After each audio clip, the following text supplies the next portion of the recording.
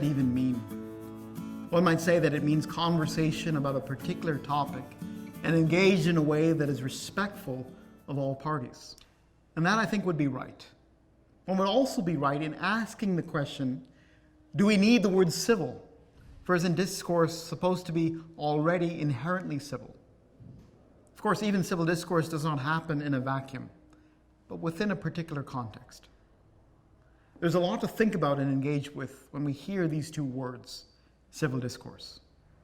One way to think about the context for civil discourse is to consider where we should use it.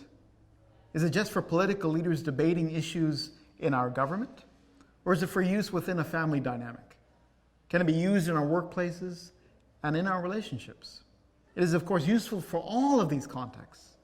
But for this series, we're focusing on civil discourse as a primary strategy for learning from each other and how to negotiate public policy issues and political disagreements. A strategy that is integral to any successful civic engagement. So why is civil discourse important for public policy and civic engagement? Individuals and institutions within our country contain a wealth of knowledge, experiences, and perspectives that can help us create a better society and a better world. Civil discourse as a means of engagement, whether among politicians or individuals, is crucial for developing public policy. When applied to political debate, civil discourse helps us to see the merits and faults of particular positions, including our own, and can open up new opportunities and ideologies previously unknown.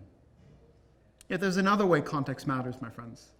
Just as we engage Holy Scripture through biblical exegesis, which entails digging up the text and discovering where it came from, who said the verses, who was their primary audience, so also we must think about civil discourse with our own identities and personal contexts, and the identities and contexts of those we're interacting with through civil discourse.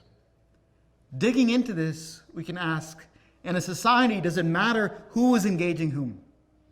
Is there a historic imbalance between the particular demographics in conversation? Civil discourse meets people where they are.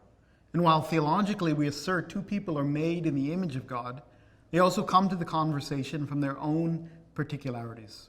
Some may hail from a demographic that has been historically marginalized over the course of centuries, but for some, more recently. Their lived experience is a source of their own knowledge and understanding. And this will have a fundamentally different articulated shape than those who have been born into our country with privilege. These are important considerations to pay attention to. Not that we will ever fully understand the existential reality of any given context, and yet it's important to be mindful and generally aware. Now, what if I were to talk about civil discourse within a religious setting?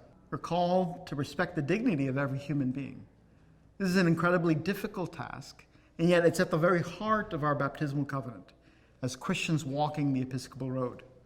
When I hear the word dignity within a Christian setting, I think of an individual humbling herself in recognition of God's grace in her life.